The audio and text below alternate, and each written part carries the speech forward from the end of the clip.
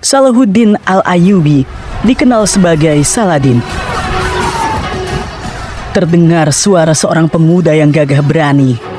Bagaimana mungkin aku bisa bahagia sementara Yerusalem dan Masjid Al-Aqsa masih di bawah kekuasaan tentara salib? Bagaimana mungkin aku bisa makan dengan lahap sementara semua ini terjadi?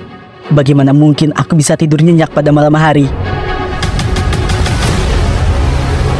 Bersiaplah. Kami hendak menceritakan kisah yang akan menggetarkan hati kita. Kisah seorang pahlawan Islam sejati, penjaga Masjid Al-Aqsa, Khadim Al-Haramain, penakluk Yerusalem, Al-Malik Abu Al-Muzaffar Salahuddin Al-Ayyubi. Dahulu di Baghdad, ada seorang tukang kayu terkenal. Di usianya yang senja, dia curahkan waktunya untuk membuat mimbar megah dari kayu kenari. Dia mengerahkan seluruh keahliannya untuk membuat mimbar itu, membuat takjub semua orang yang melihatnya. Mimbar itu yang dibuat dari hasil jerih payahnya dengan cepat terkenal kemana-mana. Setiap orang yang berkunjung ke Baghdad mencari tukang kayu itu. Mereka menemuinya dan berkata, "Jual mimbar ini padaku untuk aku letakkan di masjid kami." Namun jawabannya selalu sama, mimbar ini dibuat hanya untuk Masjid Al-Aqsa. Pada masa itu, Yerusalem berada di bawah kekuasaan tentara salib. Tentara salib mendapatkan dukungan dari Paus dan Eropa. Kerajaan Seljuk telah runtuh. Banyak bermunculan negara-negara Islam kecil di Anatolia dan Mesopotamia. Namun selalu terjadi konflik di antara mereka sendiri. Di Mesir, muncul Batiniyah Fatimiyah yang melemahkan Muslim dari dalam. Bagi para Muslim, impian merebut kembali Yerusalem masih jauh di tengah ketiga tantangan ini. Semua orang menganggapnya sebagai mimpi. Namun, tukang kayu itu selalu menjawab dengan penuh keyakinan. Inilah yang bisa kulakukan. Aku seorang tukang kayu. Aku buat mimbar. Semoga kelak muncul jiwa pemberani yang bisa merebut kembali Yerusalem sehingga mimbar ini menemukan tempatnya. Kisah tentang mimbar ini menyebar ke hampir semua kota.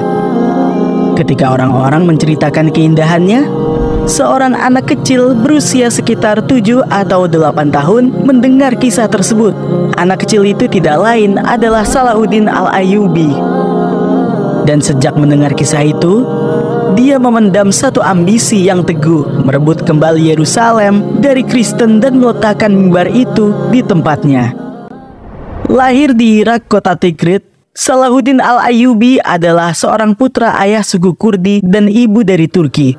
Minatnya pada pendidikan agama melampaui ketertarikannya pada pelatihan militer. Dia pelajari berbagai ilmu seperti logika, filosofi, sosiologi, fikih, sejarah, serta mendalami seni dan sains.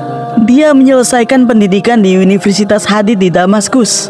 Para Muslim menganggap dia sebagai sultan teladan, sementara tentara salib melihat dia sebagai pahlawan Islam sejati. Para sejarawan dan penulis Barat dan Timur memujinya dalam karya-karya mereka dan sepakat mendeskripsikan dia sebagai sosok yang bertakwa, penyayang, ceria, berani, dan tangguh. Ketika sosok mengagumkan ini mencapai usia 26 tahun, dia mendapat berbagai tanggung jawab negara bersama pamannya, Shirkuh. Seiring Salahuddin beranjak usianya, takdirnya menaklukkan Yerusalem mulai terbentang. Bagaimana caranya? Sultan Zengid, Nur al-Din Zengi, menyatukan semua negara Turki di bawah pemerintahannya dan membentuk aliansi Islam parsial. Berhasil merebut berbagai kota dari kekuasaan tentara salib. Ketika dinasti Fatimiyah di Mesir sedang krisis, tentara salib di Yerusalem berniat memperluas kekuasaan mereka di Timur Tengah.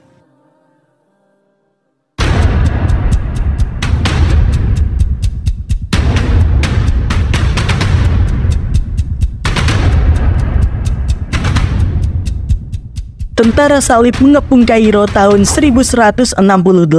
Sultan Nur al-Din Fatin Zengi juga tertarik pada Mesir. Karena siapapun yang menguasai Mesir akan punya keuntungan strategis terhadap lawan.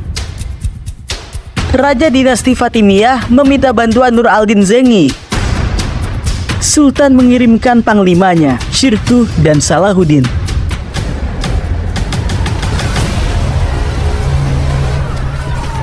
Dan Shirkuh membersihkan seluruh Mesir dari tentara salib. Karena keberhasilannya, Shirkuh dinobatkan sebagai Perdana Menteri Mesir. Namun dia meninggal tak lama setelah menjabat. Salahuddin meneruskan pamannya sebagai Perdana Menteri Mesir dan menjadi panglima tentara Sultan Nur al-Din Zengi di Mesir. Pada usia 31 tahun, dia mengemban dua peran penting ini, memegang gelar Malik dan menjabat sebagai Perdana Menteri Mesir. Setelah Salahuddin mengendalikan Mesir, dia mulai menghadapi mereka yang melawan. Dia dan bangsa Turki, Fatimiyah, dan tentara Salib dan Bizantium yang mendukung mereka. Dengan kekuasaan absolutnya atas Mesir, Salahuddin menata ulang tentaranya. Dia bekerja mendukung Ahlus Sunnah dan mendirikan madrasah Sunni dan institusi baru. Perlahan, dia mulai membersihkan Batiniyah Fatimiyah dari birokrasi. Hingga akhirnya, atas perintah Nur al-Din Zengi tahun 1171, dia mengakhiri kekuasaan Batiniyah Fatimiyah.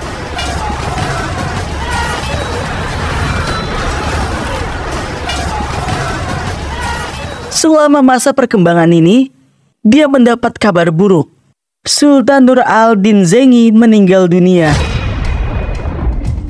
Di satu sisi, dia berusaha menjaga kesatuan negara dan melindungi keutuhan negara-negara Islam yang didirikan oleh Sultan. Namun di sisi lain, dia harus menghadapi tentara Salib.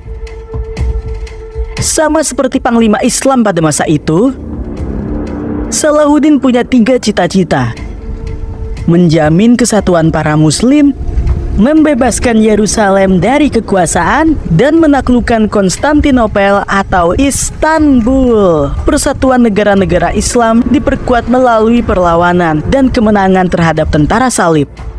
Misi selanjutnya adalah